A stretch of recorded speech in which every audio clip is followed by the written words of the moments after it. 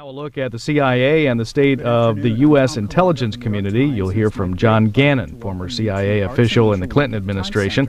Hosted by the New York Times, this is an hour and 15 minutes. And the first in our new home. This afternoon, we explore the state of U.S. intelligence. We are privileged to be joined by an eminent panel of experts who will shed light on that most secretive of government agencies, the CIA. Between them, they've served in the highest levels of government, including the CIA, the State Department, the Department of Defense, and the Department of Homeland Security. Collectively, they've won numerous honors, including 4 Pulitzer Prizes, the National Security Medal, and the Pentagon's Distinguished Service Award. You will hear much more about our esteemed guests from our moderator, a respected journalist who is one of many reasons why these times demand the Times. He is a Pulitzer Prize-winning reporter who has covered the CIA and reported from 18 nations over the past 20 years. He joined the Times in 1993, and over the next 6 years as a Washington bureau reporter, broke more than 100 page-one stories on the agency and its troubles. His new best-selling book, Legacy of Ashes: The History of the CIA, is an entirely on-the-record history of the agency, a project that entailed more than 2,000 oral histories in the examination of more than 50,000 documents. In November, Legacy of Ashes received the National Book Award for Nonfiction, and last month, it was chosen as one of the 100 notable books of 2007 by the New York Times Book Review. Please join me in welcoming our moderator, Tim Weiner, and our special guests, Bob Drogan, John Gannon, and Leslie Gelb.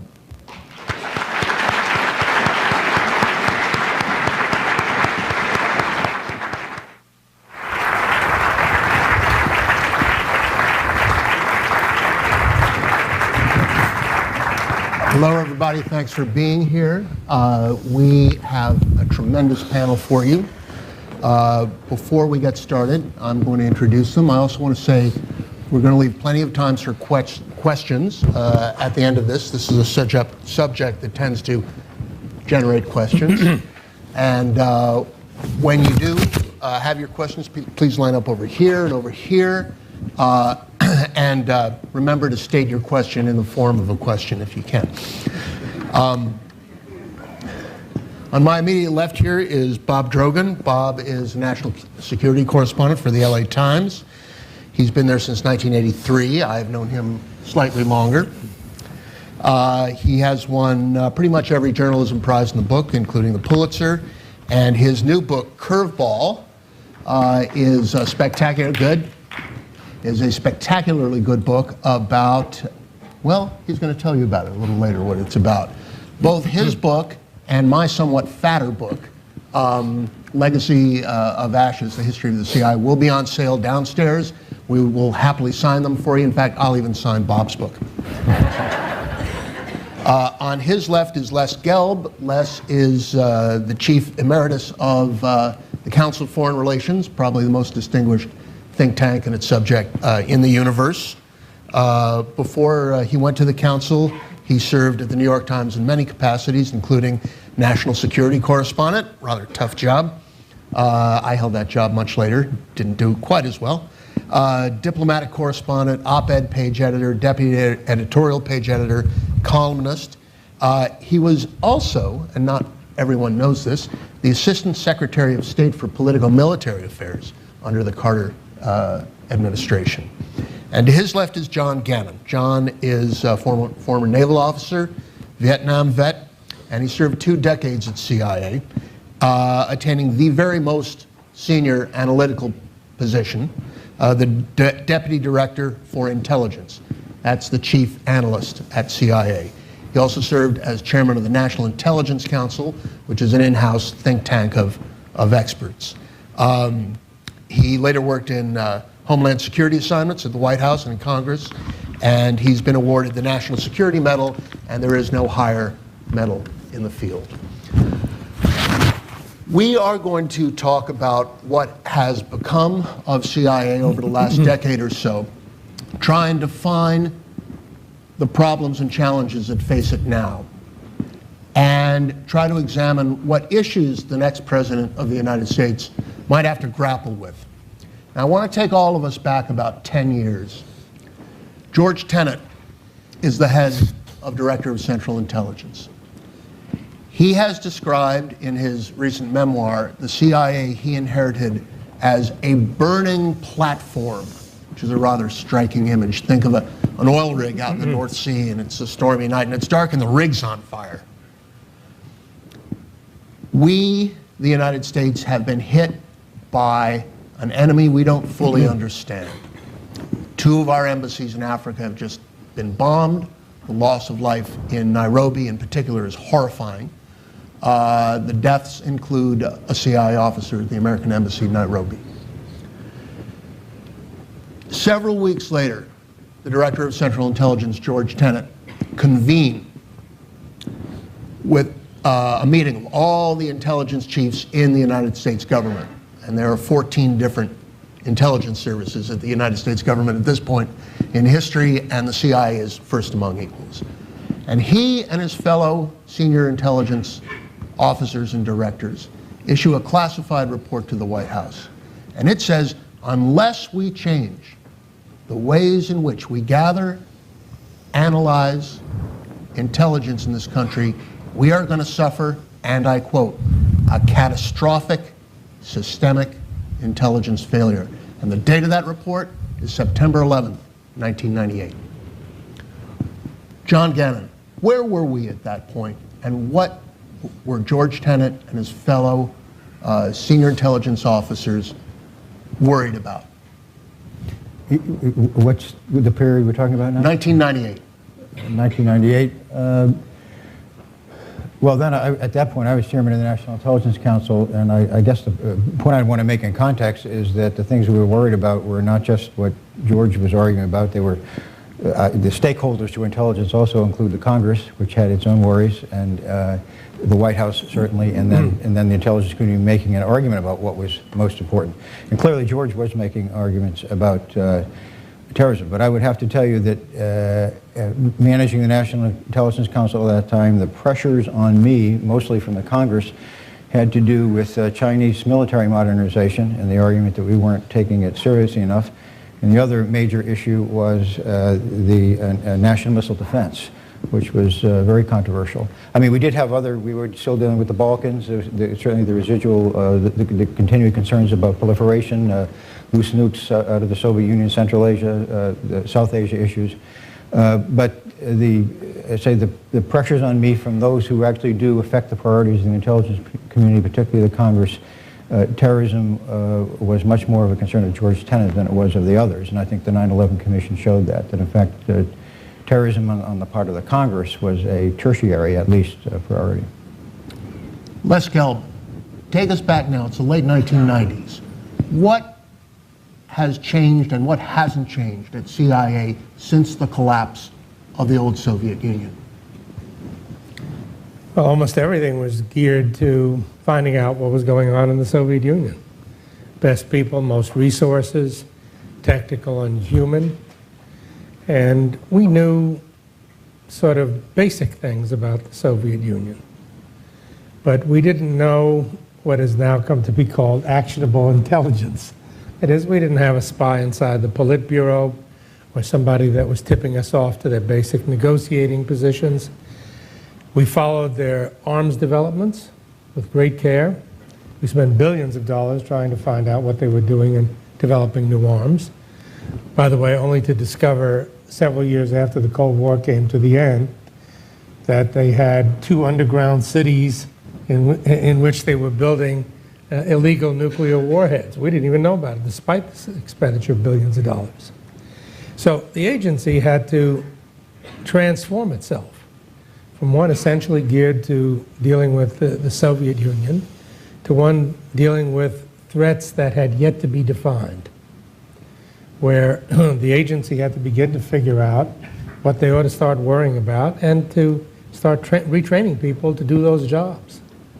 Bob Drogan, you came on the intelligence beat at about this time. What did you find, and with hindsight, what was George Tenet talking about when he warned of upcoming catastrophic systemic intelligence failure?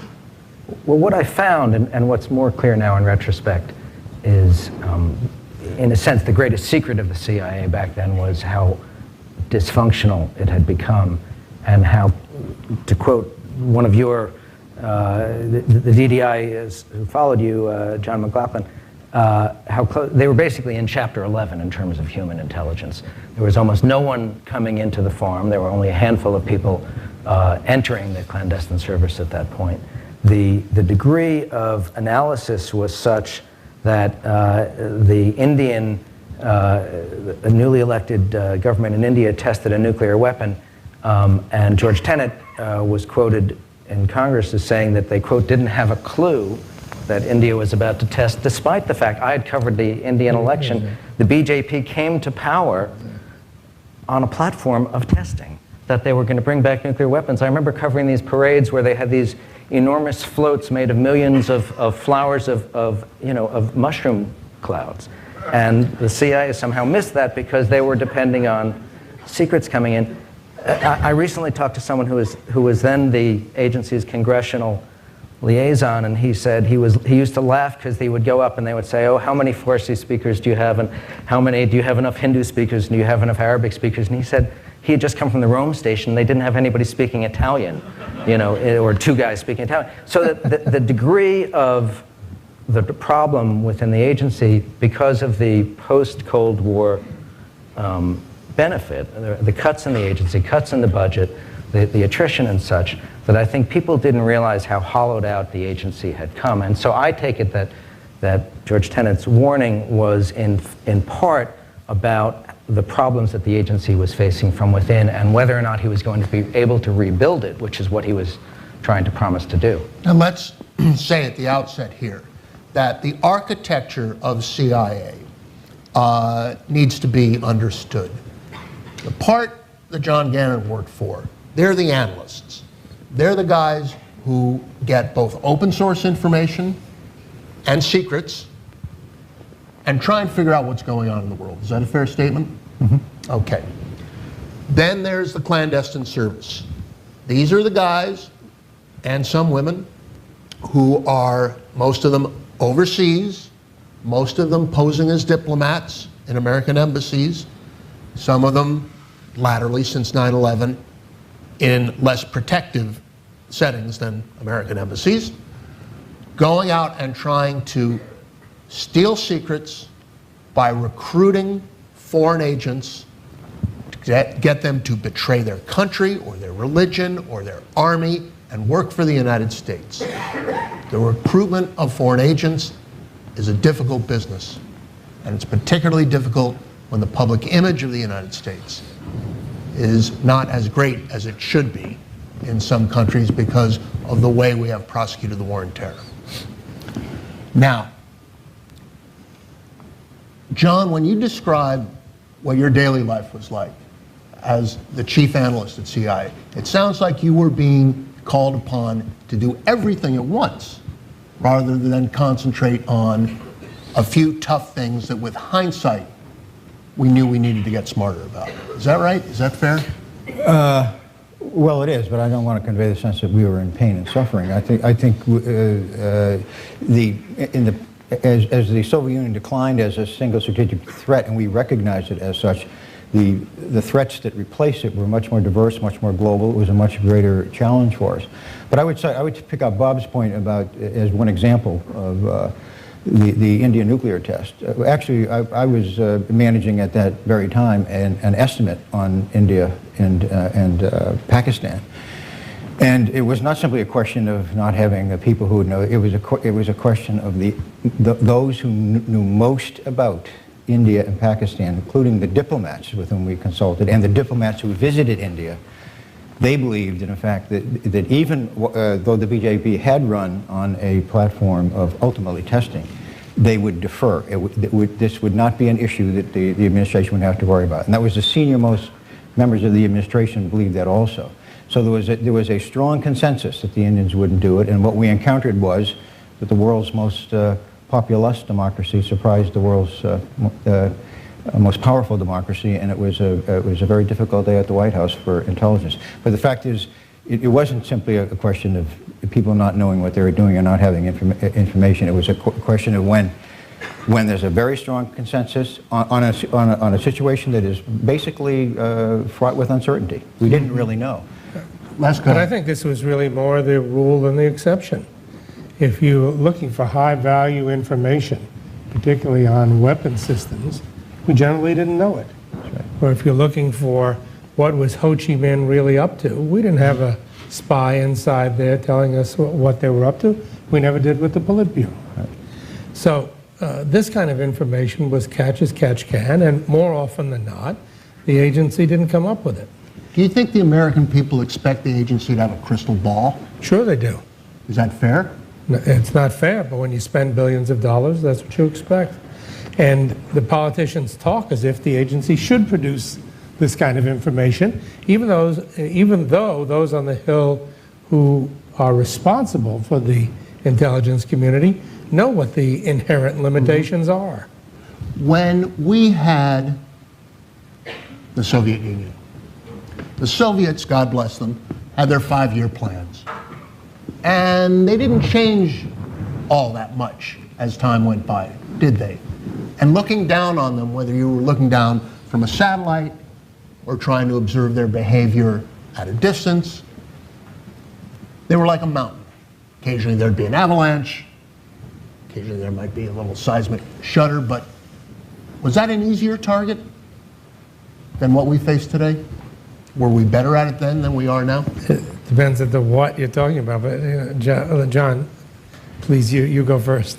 I think I think we certainly got better at it, and I think it's really a function of how the intelligence community developed capabilities. I think the whole development of satellite capability, first of all, U-2 going into SR-71s, and then we actually were able, over time, I think, to develop a very strong foundation for our arms control that we did not have. So that we did know a lot more about it. And then that filtered over to, I think you cited an example in your book about the period of 1960, and where we actually did an estimate in 1957 that was based on just based on what we knew, which wasn't a lot about what was going on in the Soviet Union, and we made a very low estimate about the number of ICBMs that the Soviet Union would have by 1960.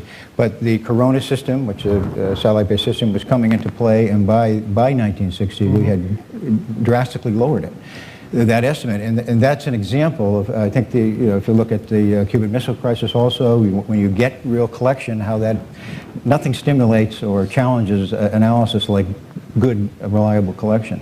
We completely changed our view, of course, about the presence of missiles in Cuba as a result of better collection coming along. So at a cost that is really not calculable, but reaches to the tens, maybe hundreds of billions of dollars over the decades, we built ourselves a constellation of spy satellites to look down on our enemies, and electronic eavesdropping stations. These are run by the National Security Agency, different kettle of fish, to try and listen in on their telephone conversations. Are these worthwhile tools now, today, against an enemy that does not look like a mountain, but looks like a river current? The image of the CIA, obviously, that we all have is the Hollywood image. It's the James Bond, it's the solo agent, it's the officer out there. And the billions of dollars that we talk about, in fact, very little of that goes for those people who do that. And it's mostly for these national technical means, the satellites that are out there. And those technical systems were, in fact, very capable at doing it what they were designed to do, which is to count missile silos, to look for submarine pens, to look for troops that might be moving towards the Fulda Gap, basically to go against a large state that was massing enormous troops. It's clearly been much more difficult to shift that to stateless actors, to people hiding in caves, to guys roaming around on camels, to track down the kind of people who are now viewed as the threat. And the problem, obviously, the agency and related spy services are having around the world, it's much more difficult to penetrate these small cells, these individual groups, these unaffiliated operations, and they're struggling with that. The CIA was set up in 1947 for really three purposes: to know our enemies, That's been a principle since Sun Tzu wrote it in The Art of War 26 centuries ago. To provide the president with good, solid information about what's going on in the world. And in a way, and to my thinking, most important of all, to provide the President and the Secretary of Defense and the Secretary of Defense the information they needed to form a strategy for the United States, strategic intelligence, not for next week, not for next month, but over the horizon. Can we do this? Sure. Can the CIA do that? Well, again, if you accept my view that comes out of my own experience, that the intelligence community is not a disembodied set of capabilities. Right. They are controlled by somebody. And it's not just a single capability. It is the technical collection systems that we're talking about, which is now advanced imagery and signals intelligence, which I think, and I would be happy to make the case, have been extremely valuable and will continue to be in more difficult, clearly, with regard to terrorist targets, but also could be very, and have been very useful there. But human intelligence, major challenges there. That is where you do need, I think, much more strategy analysis, where there's a whole set of needs there, particularly about getting analysis in a position to collaborate with outside sources of expertise, which I think are much more important now in the world we're dealing with. Counterintelligence, which really needs to get itself into the 21st century so it doesn't impede the ability of analysts to interact. And then the whole issue of paramilitary operations. Those are a set of capabilities, but they ultimately belong to a president and increasingly since the 90s to the Congress. And they do set the priorities and influence what is done. And I think the American people should be pleased we have those capabilities, but they should be concerned how they are used. And that is why I would certainly make the argument that oversight, congressional oversight of intelligence is more important than ever, and it is in the worst shape I think it has been for generations. Well, that's a strong point. Oversight is a word with two meanings: to look over and to oversleep. And Congress has been doing much more of the latter recently. Wouldn't you say, Les? Congress sleeping? Congress overlooking rather than overseeing. Would that it would sleep. I've been watching this, and it seems to me we're really in the worst of possible worlds as far as oversight and the intelligence community, because what you have now, we've seen this with the issue of the destruction of the CIA interrogation tapes. We've seen it with the listening, the eavesdropping, where you have members of Congress who are briefed and who do nothing to object or to stop a program. When they have that, at least some ability to do so, and then when it becomes public, criticize it. So it's sort of the old style of basically they go down to the field of battle and shoot the wounded. Is what's happening now, and it's the worst of possible worlds, I think. I thought that was the CIA Inspector General's job. Well, there may be that as well. You talk about oversight and plans to reorganize the intelligence community. I think most of this is hogwash. It's just not going to be.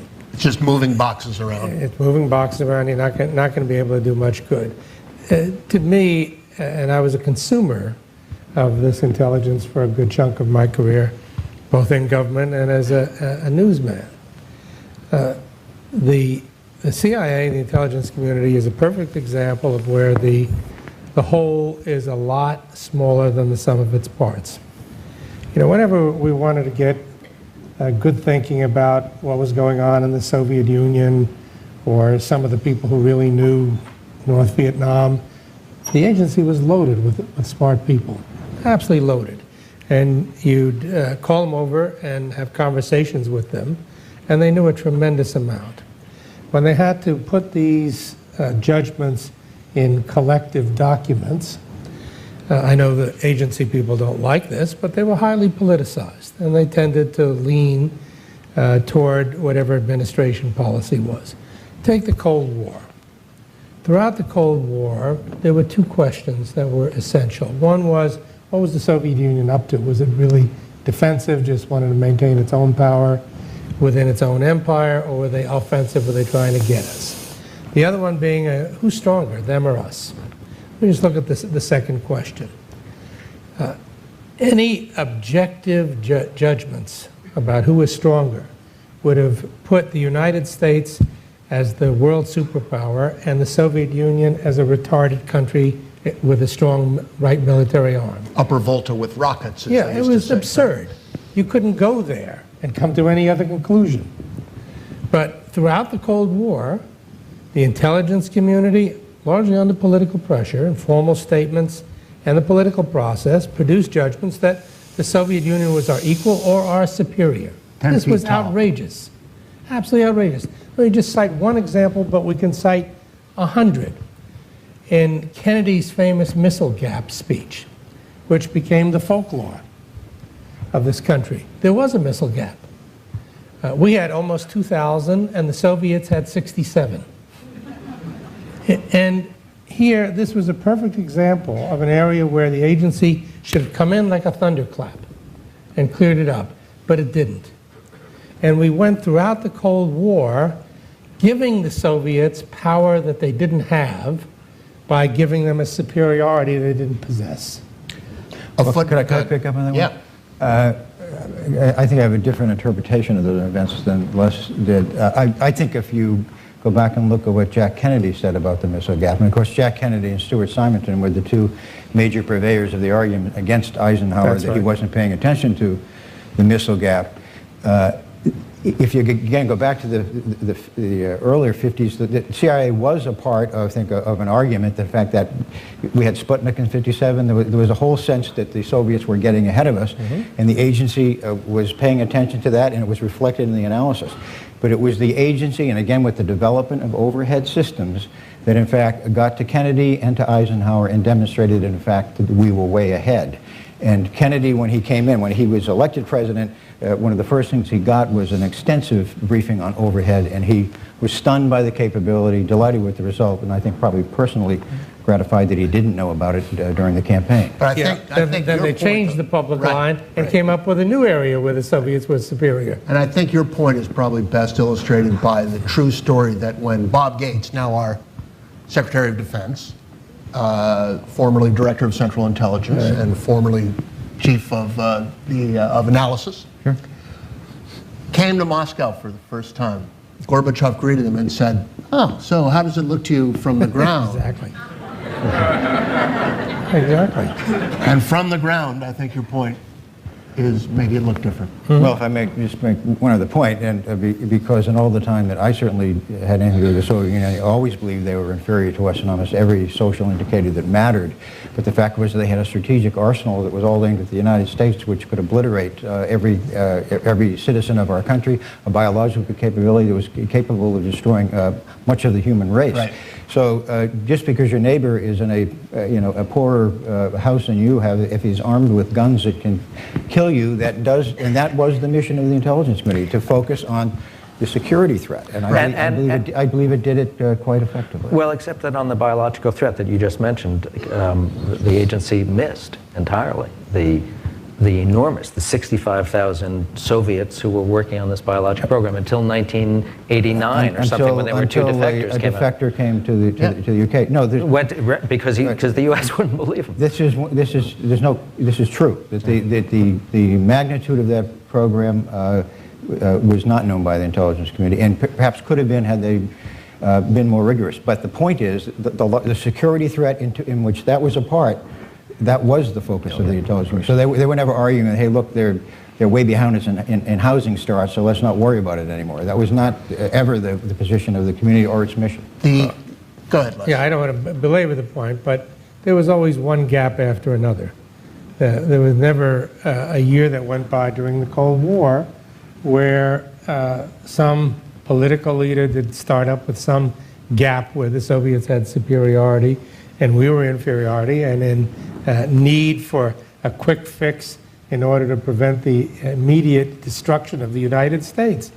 You know, I was involved as a consumer in the arms control negotiations with the Soviets, and I saw the agency change its evaluation of Soviet capabilities really based on political pressure, not based on any new evidence. And I saw it time and again.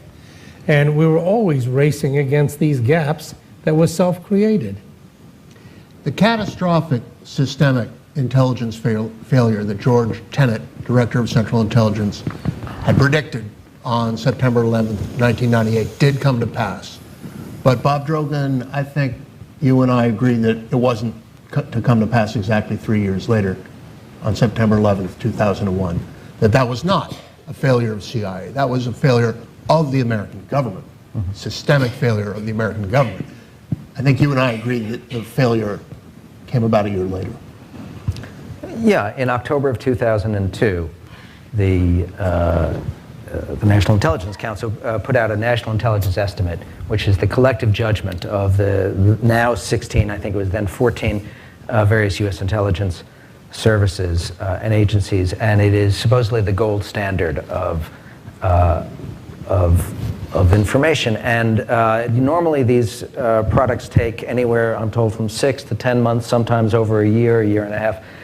This was the Iraq NIE. They did it in 19 days flat. And it was wrong in virtually, with the exception of missiles, but on chemical, biological, and nuclear, it was wrong in virtually every line. We're coming up on February 5th. It's not only Tsunami Tuesday, but it's also the 5th anniversary of Colin Powell's speech at the United Nations Security Council. And I think you all remember that speech. Yeah, we do. I was there. Colin Powell sitting in front of the world with the Director of Central Intelligence sitting over his shoulder and saying, well, the Director of Central Intelligence, writing in his book, it was the last place he wanted to be. But what Colin Powell was saying was not only was Saddam Hussein a threat and had these weapons, he listed the various information. The highlight of the speech is the thing that I became fascinated by, which was this idea that Saddam had mobile biological weapons production facilities, the so-called trucks, and he showed these fabulous drawings that came out of the CIA basement of these trucks, and he said he had an eyewitness who had told them about it, and that this eyewitness had seen people die and had fabulous information, and unfortunately it was all a fraud. It all and came. For days before this speech, Colin Powell, probably the most respected American on earth at that point, right? And George Tenet are sitting at the CIA, scrubbing this speech and going over and over and over it at Powell's insistence, correct? What had happened was the White House had given them a 48-page document that they wanted him to read, and he refused. They spent a day going through that, and they threw it out. And then George Tenet said, we have this NIE. This is the best stuff we've got. Absolutely incontrovertible. It's already gone through the system. And as they went through it, Colin Powell was still very skeptical and still demanded to see the information behind it, the intelligence behind it. And finally, George Tenet and John McLaughlin said, we have this fabulous stuff on these mobile weapons labs. It's absolutely incontrovertible. We have this source. It's an unbelievable source. And we have a witness, right, don't we? Colonel Larry Wilkerson, who was Powell's chief of staff. Well, and I've spoken to Colin Powell about this. Right. Yeah. And Powell said, in so many words, I'm paraphrasing, George, I beseech you in the bowels of Christ to tell me this is true. All right, is it good? And George said, it's good, Colin, right? He said it's better than that. He said it's absolutely ironclad. He said there's no doubt here. This is our best stuff. He said that repeatedly. What he didn't tell him was that they had never, in fact, interviewed this guy. They had never confirmed his information. They had never vetted his background. They didn't even know his name.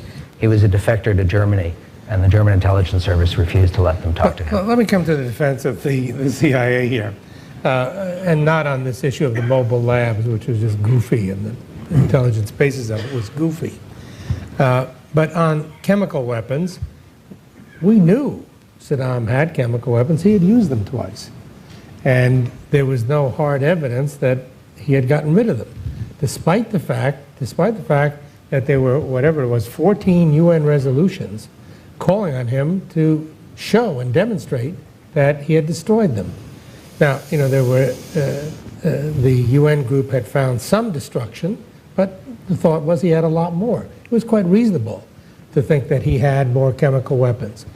A nuclear program, how close he was to a capability was arguable, but every intelligence operation in the world thought he had a nuclear program going. To me, the real intelligence failure wasn't so much in this, because again, we don't get these major weapons things right. Those countries want to hide that information from us. They've been pretty successful in hiding it. The real intelligence failure was not to figure out why Saddam wasn't telling us he didn't have the stuff. John, you do counterintuitive thinking. Well, just all the finish the time, point. right? He didn't want to say it, because if he admitted he had gotten rid of the WMD, he would have shown great vulnerability at home and to his neighbors. But we had never figured out that possibility. That's an intelligence failure. John, We're going to have this debate, you and I, later on, because I disagree on that. John, isn't it part of an analyst's thinking to be counterintuitive, to say, wait a minute, what if Saddam wants us to think, and wants his not terribly friendly neighbors, Iran and Israel, to think that his country is bristling with chemical and biological weapons? Well, let me say that I wasn't there in 2002, but I'm probably a little more sympathetic to the people who are involved than you seem to be here. Probably in my experience, the two issues where the bias, and I want to talk about bias within the intelligence community. The only case that compared to the bias that the Soviet Union was out to get us, which was always the issue we had to deal with, was the bias in favor of the presence of weapons of mass destruction in Iraq. So to create the full context, I think you will all agree, you had a situation where you already had administration officials out not asking the intelligence community, are there weapons, but asserting that they were there. Right. The fact is that most of the leaders of the intelligence community believed they were there. The senior analysts who worked in the project believed they were there. The editors of the Washington Post believed they were there. The hell with the editors of the Washington Post. This is the intelligence community of the United States. But the issue here is bias. The editors of the Washington Post still think they're there. And when the bias is that strong, when you don't have people asking the question, let's look at our assumptions, but find the weapons, that does influence what's going to happen in an analytic process that is basically closed and that works for the policy community. In this famous NIE, how fresh was the last hard intelligence from the ground that the United States and the CIA had? Well, their greatest information had come when the UN inspectors had been there back in 1998. So it was 4 years old. Yeah. They had had additional information, although very little of it seems to have come directly to Americans. It had come through other services, the French in particular, and the Germans to a lesser extent. The problem wasn't that. It was that this bias, I think, that you're talking about, there's a term, denial and deception, in which there was a view that whatever Saddam was doing was designed as a trick. And it meant that in the case of the mobile labs, but also chemical weapons and whatnot, the failure to find hard evidence was assumed to be proof that Saddam was hiding them. And it was like medieval clerics looking for witchcraft. The harder they looked and the less they found, the more they convinced they must be there, and Saddam is doing more to hide them. So the evidence of absence was in fact... Yeah. It became the evidence, it became the proof they were looking for. Absence of evidence becomes evidence of absence. No. In this case, it's the other way around. Absence of evidence becomes evidence. Yes, it becomes the evidence here. That's what happened. They're not there, therefore they must be there. In 9/11, the famous line was that there was a failure to connect the dots. In Iraq, and particularly in the Curveball case, they made up the dots. They found cases, they filled in gaps. I'll give you one very small example of this in the case that I know the most about, where these trucks were supposedly found. There was a wall built in 1997 that absolutely, if the wall was there, then the story this man told could not be true. It just blocked the way he said vehicles moved around. And instead of saying, well, if the wall was there, maybe the story's untrue, or should we look at it, the analysis came back and said, well, maybe they knocked the wall down at night. Or maybe they only built the wall to trick the satellites because they know the satellites are going to see the wall. Or maybe there's some secret door here we can't find and we can't get anybody in on the site to look at it, so we'll just assume. But that's what the defector was saying. Yeah. I mean, yes, that there was you confirmed that. The defector himself said that. Right. And it took until we had been at war. No, it didn't actually. It took the UN inspectors who went to every site that the CIA had given them, including this particular site, who'd never found anything, and their information was ignored. Now, to be honest, and I think to agree with you, Hans Blix, the then head of the UN weapons inspectors, never said they don't have anything. And this is part of the problem with these issues. It's very hard to prove a negative. It was close to that on the nuclear weapons when Mohammed al-Baradei said, we've been to all of these sites, there is nothing, and there's no sign of the production, you can't build these things in your bathtubs, and by the way, the documents that you gave us, they were, quote, not authentic, meaning forged. Let me raise a hypothetical. Based on your knowledge of the agency, which is 2 decades deep, if the agency had come back to the President of the United States and said, you know what, we can't say with a high degree of certainty that he still has these chemical and biological weapons. Our last information from the ground is 4 years old. We've got this goofball, defector over here named Curveball. But we don't really know what would have happened. Oh, if the director actually did? If the CIA as an institution, through the National Intelligence Estimate, told the Director of Central Intelligence, we can't find anything here. Our evidence is 4 years old. We have third-hand hearsay from some guy whose name we don't even know. Would that have changed anything? Yeah, I mean, if we were that clear, I think the director clearly would have brought that message to the White House. Would it have changed this president's point of view? How can I say? I don't, but I will say that the point of the view of the administration was extremely strong in this case. And when I talk about bias, that's what it's about. When I talk about bias in the intelligence business, when you have an issue where uncertainty is about the outcome is very clear. You don't know what the answer is. Does he have weapons or not? And how developed are they or not? It begins with those who collect information. They want their sources, including defectors. They want their information to please the boss. That is vetted within the community. Usually battles can take place between the collection side, reports officers, and the Director of Operation on Human Intelligence, who will argue against the bias of analysts, against the bias of collectors, and it moves right up to bias with policymakers, bias with politicians, and the record of CIA, of presidents having very strong bias that has at times been very destructive to the intelligence process is very clear. And now increasingly to the Congress. So if the answer to your question would it have made a difference if the CIA had gotten it right? If the CIA had gotten it, well, it wouldn't have made any difference with, I don't think, with regard to the invasion of Iraq. It certainly wouldn't have made a difference with regard to... would not have made any difference. Bush was going to invade Iraq no matter what he heard. He knew what the truth was inside Iraq, whatever anybody told him. We can debate this point, but I will say, as a former intelligence officer, I knew what our posture was with regard to Iraq. And when I saw Colin Powell get up there and give his briefing, I thought there was probably new information, because I didn't believe that Colin Powell would be, because he was a very skeptical user of intelligence, and I knew he would have, to the degree possible, vetted all the information. If he was saying that it was good, reliable information, I believed him. So... Now, Paul Pillar, who you all know, yes, excellent CIA analyst, expert on counterterrorism, expert on weapons of mass destruction, wrote, I think it was 2 years ago, that the most astonishing thing about what we're talking about now is how little difference the intelligence made. Published that in Foreign Affairs, didn't you? Okay. That to me was heartbreaking, to read that. Here is a senior CIA analyst of great reputation saying essentially what the president said when he was asked in the summer of 2004, when things started to go really bad in Iraq. A reporter asked him, now, Mr. President, didn't the agency tell you, didn't the CIA tell you, that things could get a little dicey in Iraq after Saddam?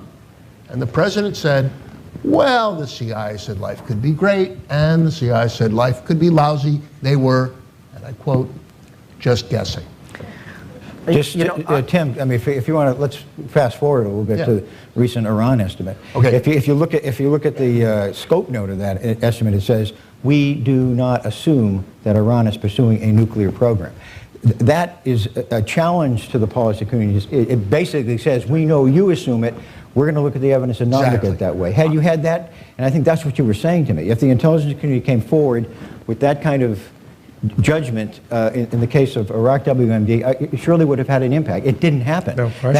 That is why the I had lunch with Paul Pillar the day his piece came out, and we had a long discussion, and I felt he had actually mischaracterized the role of intelligence as it was used in the run-up to war, because it wasn't just that it was going direct into the Oval Office. It was going out to the public in a way that was not traditional. They were releasing information. There was a release of selective material. They were going up to members of Congress. They were hyping the hell out of it. They declassified the key elements of that NIE.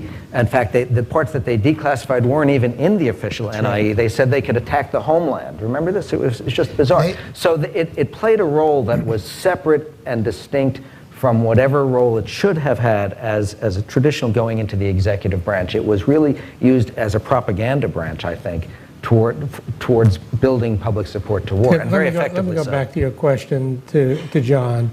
That is, if you weren't sure about it, why didn't you say weren't sure instead of saying here's what it is? We're now speaking of the Iraq estimate. Yeah, in the case of Iraq, 5 years ago, right? In the case of Iraq, so you put out an estimate where I think it's fair to say that the analysts were more skeptical or more in doubt than showed in the document. And it seemed to me, particularly in retrospect, that the document was a response to political pressure to follow the policies of the White House. But that's not intelligence. It isn't intelligence, but this is all politics. Intelligence doesn't escape politics. In this situation, that intelligence report, including the published NIE, the truncated published NIE, supported the White House policy. It said, as far as we can figure out, these weapons are there. Now, if they had said, hey, the case isn't made, there's a lot of uncertainty. And frankly, in my conversations with analysts in the agency at that time, they were much more 50-50 than that NIE. Take a look at the difference it made to say we don't know in this last NIE. Well, this is a perfect example of saying, hey, you know, a few years ago we said yes. Now we said, and now we think the Iranians stopped their their nuclear development program, their weaponization program. If they had said earlier on, and they could have, with the information they had, hey, we can't be sure, it would have had a tremendous effect on the political debate. But they didn't. They gave in to White House policy, and they reinforced the notion that the Iranians were hell-bent for nuclear weapons. Well, I want to be correct. It's very clear what the White House wanted, and that has a tremendous impact, I think, on any government bureaucracy, particularly the intelligence community. But Bob, I know most of what I know about this from reading your book, so I'm going to cite that. I mean, I think you make the point quite validly that, in fact, this is one of those unusual cases in the history of the intelligence community where some of the analysts on WinPAC were actually more supportive of Curveball, which we now, in retrospect, with the clarity of hindsight, know was a total fabricator. Some of those analysts who were quite experienced experts, they would have argued that, hey, defectors always lie. There's truth mixed with falsehood. We've got to distill it all, and that what this defector has said about the particular facility he worked in is likely valid, and we've got to move ahead and use it. It was a raging debate, which didn't get pushed to the top the way you would have expected. But all the analysts didn't agree, and I think if you went to the national intelligence officers who had vast experience in these areas, I think there was a consensus that the weapons were there, and that what they knew about Curveball, and they know a lot more about him now than they did then. I mean, and there's a good deal of confusion about sources, and I think that's something that has always been a problem in the agency, and it needs to be corrected, no question about it. But the situation was much more confused than I think we're portraying here, and so that there were smart, capable people. And by the way, Colin Powell believed the weapons were there. All the seniors who were not influenced by political, their own independent judgment was that Saddam had them, and that even though he might not have been a threat at the time in terms of capability to use them, post 9/11, as we looked at the future, having him there with the intellectual capital to rebuild those programs was a threat that we needed to address. That's what they believed. I think part of the problem was a confusion emanating in part from the intelligence community and in part, frankly, from the media, which was this conflating the long line that exists between zero and, what Condi Rice said, the smoking gun in the form of a mushroom cloud. That is intentions and capabilities and production programs and training and arsenals and stockpiling and weaponization and so on. And various governments and various spy services saw the Iraqis at various points on that line, and this administration saw them much closer to the top and felt the need to act on that. And I don't think that in my view, the agency, if you go back again and look at the NIE, because it kept stating with high confidence it has these weapons, it didn't admit the kind of doubt that I think that the underlying information really led to. And what we saw, again, in retrospect, was almost a competition among analysts, where the chemical weapons people saying, well, we really don't know, and we're sort of, the information is ambiguous, but then they see the bioweapons people saying, because of Curveball, oh my God, he's got this information, therefore he must have chemical weapons as well because they're easier to produce, etc. So there was a lot of confusion. We have about 5 minutes left before we're going to start taking questions. We all know that history is written backward through the clear light shining in your rearview mirror, but it is lived forward, going down a muddy road at night in the rain and your windshield wiper's broken. Knowing what we know now about the disaster of the Iraqi estimate on weapons of mass destruction of 5 years ago, what do you believe has changed at CIA to prevent this from happening again? Is there evidence of substantial change in their thinking and methodology in the new Iran estimate, head-spinning estimate that came out a few weeks ago? Okay, Nick. They've added this new bureaucracy at the top, the DNI's office. I've yet to see how this has streamlined anything. It seems to me it's just added another layer of chairs. I think there's a greater attempt, as we've seen with this Iran estimate, to allow for the kind of doubts that were not acknowledged in the Iraq estimate. So that's a very positive sign. But we're dealing with a situation that is inherently unknowable. Mysterious. Yeah, it's inherently, not only from outside, from our point of view, but because the nature of the threat that these agencies are looking at. It's such a moving threat.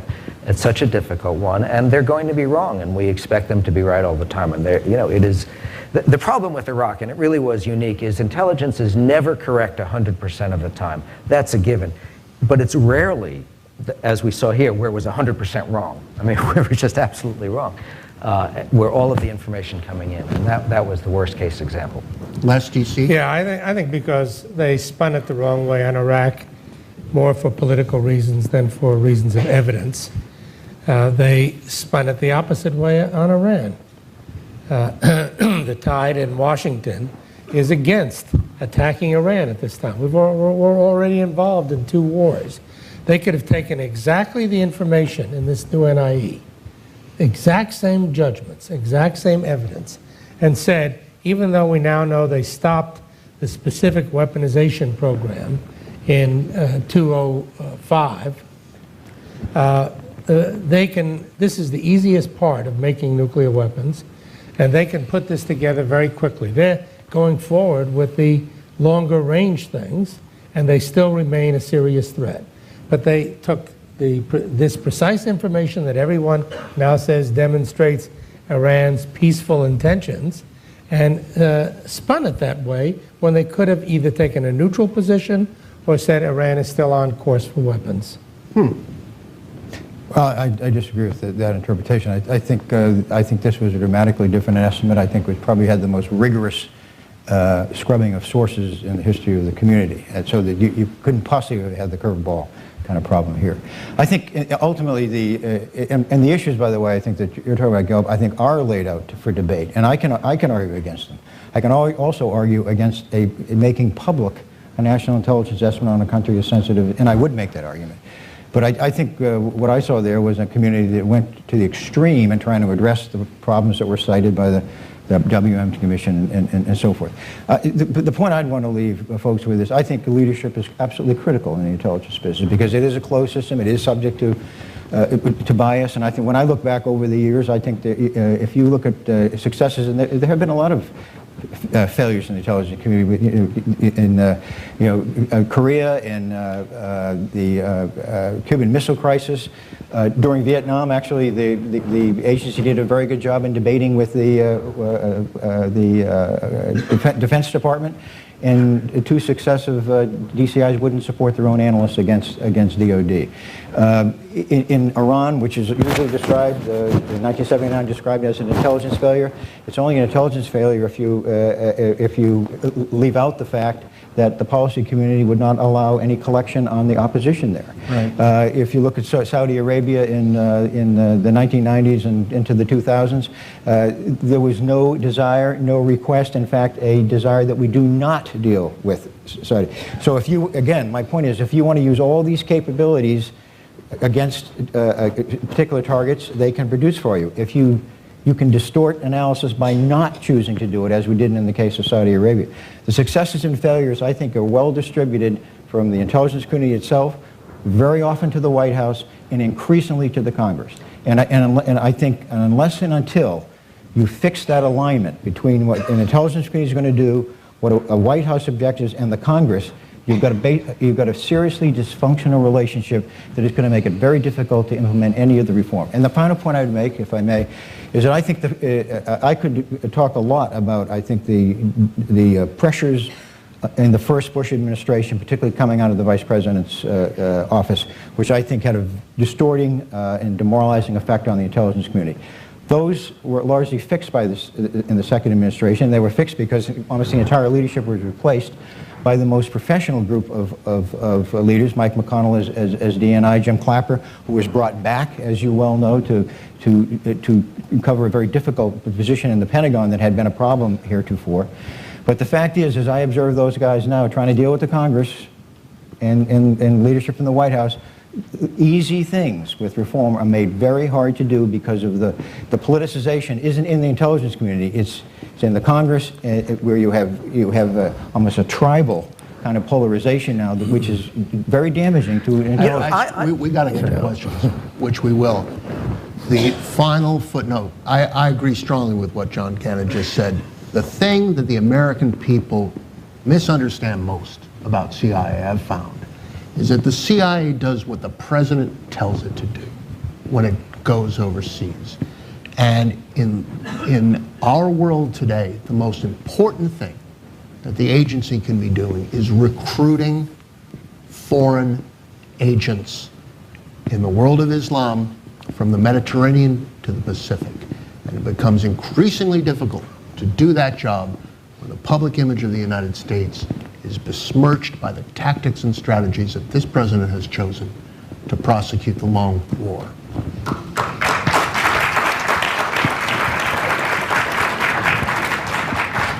We have questions. Please, remember to state your question in the form of a question. Keep it brief. Thank you. Sir.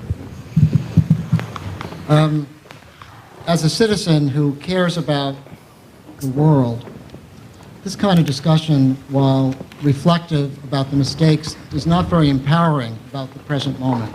So my question has to do with, first of all, I want to name three elephants in my row up here, which is Cheney, Blackwater, and the former Secretary of Defense, which have not really been discussed except in very vague ways. The Roger Ailes apparatus, and how public information with the new technologies, whether fact or fiction, has changed the whole idea of secrecy. So what do we do? The primary debates so far have addressed none of the issues that you put upon the floor. The average citizen is going to be mind-dumbed or mind-boggled by this kind of overwhelming information which renders us powerless. Your question. So I had to preface all that, and curveball blew me away. What does the average citizen who cares about the world do in light of what you each have said?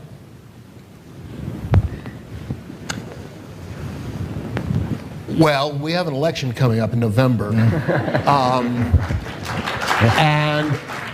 I was talking with Les Gelb before we came on, asking him if he could remember a single instance in which the nominee of either party discussed intelligence as an issue, and neither of us could.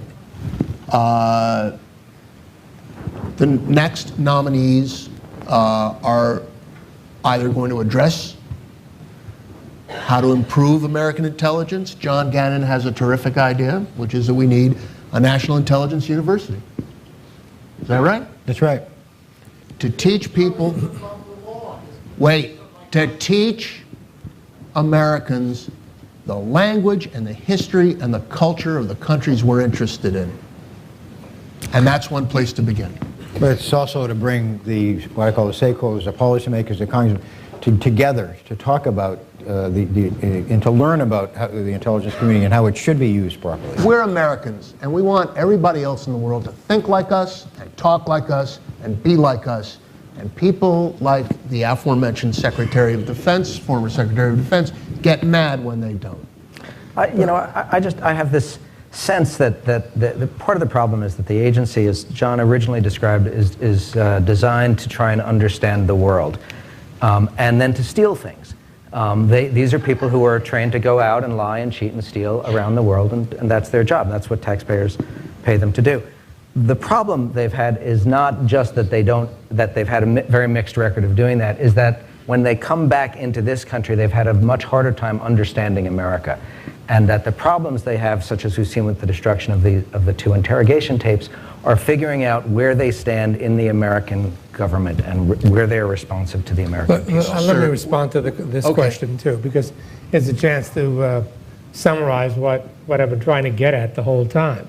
I don't think there's anything you can do, because the issue to me isn't fixing intelligence by making Congress better or reorganizing the intelligence community. These things have been done and talked about time and again. They won't make any difference, because while there is a professionalism in the intelligence community, it is, on these critical issues, a political process at its core.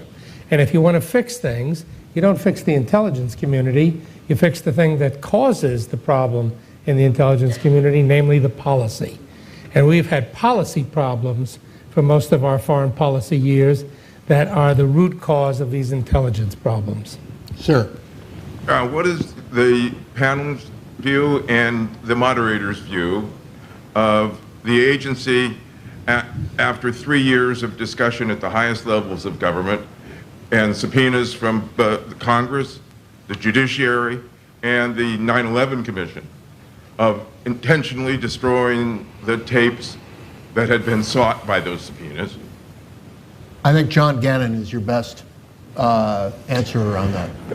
Well, I understand, too, that I have not been in the community when any of this. I was asked by the New York Times a couple weeks ago on this, and the comment I made was, as now an outsider, I see the tapes issue as kind of a subtext to the larger issue of the policy that approved waterboarding, and that goes to the administration, and it goes to a Congress that has been, I think, totally acquiescent in this. So, those who are asked to implement a policy, are those the ones we go after now aggressively and hang? I can't have any comment on the legal issues that are involved there, but I find it disappointing that you don't find the administration and the members of Congress who have so strongly supported these policies now prepared to defend the very people that they have asked to implement them. I think it would be an obstruction of justice if you intentionally destroy evidence that a judiciary seeks. You intentionally destroy evidence that Congress seeks. I just said I don't have comment on the legal issue itself. What I would ask you to consider is why does the media and everybody get focused on that issue when you still have some members of Congress who are saying, hey, waterboarding is a great idea. And my view is if you take tapes that show waterboarding to the American people, they're going to define it as torture. And they're not going to like it. And that is a political problem. I had lunch on Thursday with a CIA officer who said to me, and I kid you not, it's the first time anyone's ever said, have you ever been waterboarded? I said, no. He said, I have. It was part of my training. It's not so bad. So he thinks it's a good idea. Ma'am. Yes, Mr. Weiner, Weiner. I loved your book. Thank you. But one of the points that I took away, besides being absolutely shocked by the failures of intelligence since the Second World War, was the taste of American presidents for special operations, for parachuting into places with birthday cakes and other things. And I was wondering, I mean, we're also worried about the failures of intelligence now. How much do you think has the CIA's wings been clipped on special operations in the recent past? Or is this sort of cowboy mentality still going on in that department too? One of the great misunderstandings about the CIA over time was promulgated early in the Church Committee hearings by none other than Senator Frank Church in 1976, who wondered aloud if the CIA had not become a rogue elephant, trampling on people and nations. With very few exceptions, almost all of them in the 1950s. The CIA is not a rogue elephant. It doesn't make American foreign policy. When people get trampled, it's because of the mahout, the elephant driver, and the mahout is the President of the United States.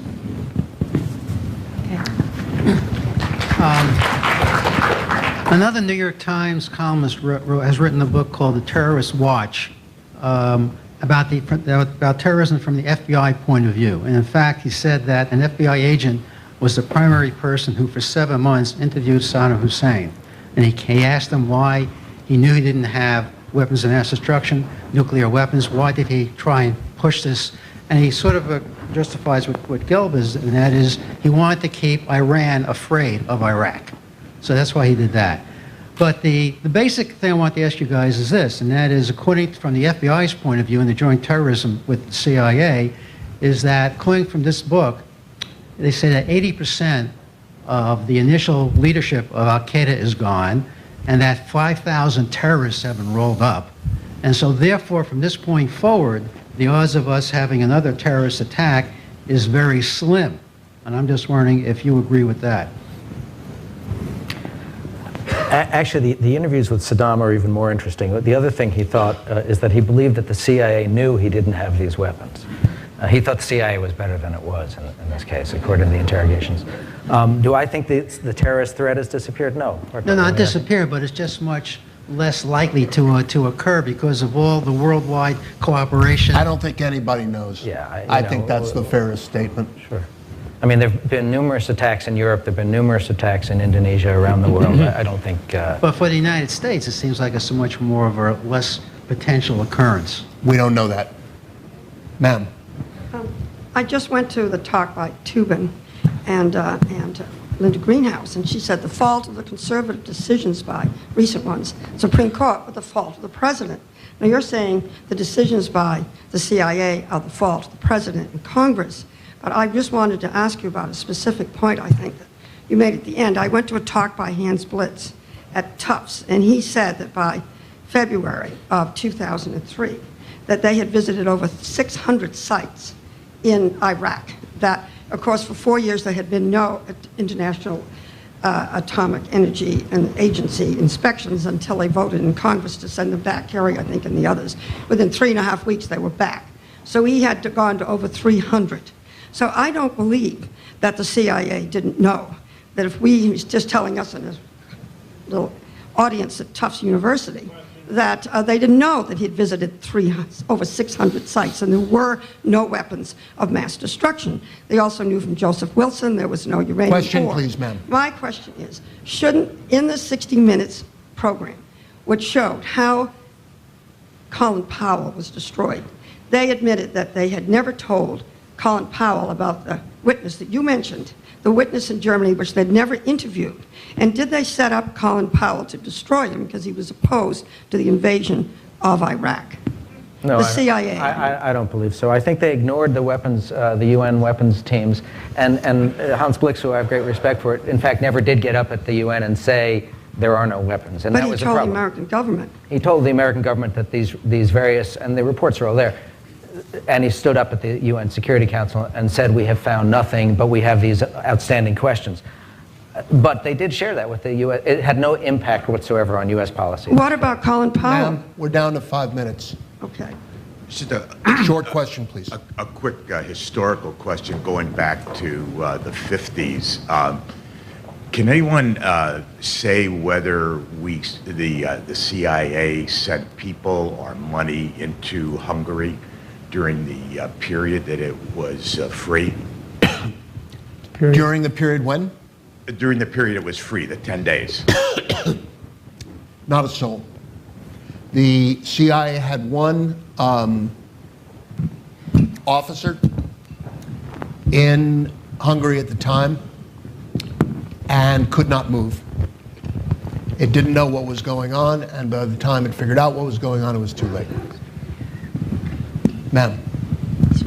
About 3 years ago, the New Yorker ran a story about Dr. Paul Farmer. He's famous for health in Haiti. He'd been asked to go to Russia to start a program to deal with drug-resistant tuberculosis. In the article, it analyzed the Soviet military as really non-existent due to disease, AIDS, and alcoholism. Are we talking about the Russian army of today? Russian army of today. Okay, your question is? 3 years ago. My question is, was the analysis that was in the New Yorker correct? Not familiar with it. I don't think the people down in Grozny found the Russian military ineffective. No. You know, there's still a force. Ma'am. Hi, my name's Lisa. I'd like to ask about Bush's trip right now to the Middle East and what your feeling is on Bush's trip to the Middle East and why at this time he's decided to take it. Because to me, it looks like he's just picking a war with Iran. That is a foreign relations question. He's doing it for world peace and American national interest. I'm glad we answered your question, sir. We have offered scores of millions of dollars, which would lead to the capture of Osama bin Laden, and we've obviously our intelligence community is actively trying to find him. Why have we been so unsuccessful, and how would you evaluate our becoming successful in capturing him? I have wandered around the part of the world where he is believed to be, which is the tribal areas in Pakistan near the Afghan border in North and South Waziristan. And that is the wild, wild west, my friend. He, if he is there, would have many rings of protection of very fierce people, Pathans or Pashtuns if you prefer, who have a tribal code going back 6,000 years to protect people who they have invited into their villages. You would have to send the 101st Airborne, you would have to send a division of American soldiers into Pakistan to dig him out of there, and they might not win. We would then have invaded Pakistan. The consequences of that are incalculable. Sir. Good afternoon, and thank you for all your information. Can you put it, you've commented a lot on, obviously, the CIA. Can you put it into perspective on how well our allies and enemies over the past 30 or 40 years have carried out their intelligence operations, and how much worse or better are we? Thank you. Who has a really great service, John? Well, I think the United States really is the only remaining global service that really does have the capability, and that is collection capability and assets that really can deal with the world as a whole. For all our warts, I think we are the best. Yes. I think the Soviet Union was best by far. They had somebody in the highest echelons of the British intelligence apparatus for 30 years, several people telling them everything that we were telling the British, and the British knew. They had a key guy, Aldrich Ames, high up in our intelligence apparatus on Soviet affairs, and they had the head of counterintelligence in the FBI. That's not doing badly. Yeah, but they had a 30-year head start, Les. Come on. They also lost the Cold War, which is at the... Right. They lost the Cold War, but that shows you that we can't look to intelligence to decide who's going to win or who loses. Because it was decided on the basis of intelligence, they would have won. Bob Drogan, who's good? Yeah, well, the Israelis are good. The Chinese are apparently fascinating. They've got a very strong service. What are they interested in? Everything. They've just got to, they just collect Technology. everything. Yeah, technology, economy. But curiously, the only service that I know that got it right on Iraq, because everybody believed they had weapons or somewhere on that list. The only one that I know that got it right, believe it or not, was the Australians, who actually supported the invasion. But the ASIO actually, they get 97% of their intelligence from US and British, and they didn't buy it. They didn't believe it. So when they went back and looked, they supported the invasion anyway, and they were part of the coalition. But they were the only service that I know that actually came back and said, we don't buy it. Really? The clock on the wall says we have 5 seconds left. Quick question. Sure. You spoke about the paucity of evidence coming in from human sources. We're now supposedly getting evidence using enhanced interrogation techniques and rendition. How useful is that? How accurate is that?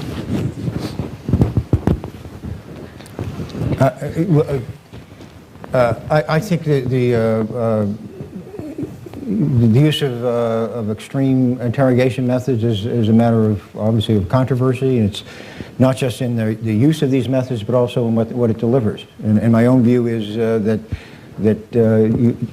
you probably do get useful intelligence at times from extreme measures, but you pay a very heavy cost for it. And you pay a very heavy cost with the very people you're trying to influence to move away from terrorism. And that one of the reasons that I would suggest that in 10 to 20 years we may still have a terrorism problem is because of the decisions that we have made about Guantanamo, about rendition, about interrogation methods, which in fact bring a democratic country with a very strong constitution down to the level of the terrorists themselves. And that is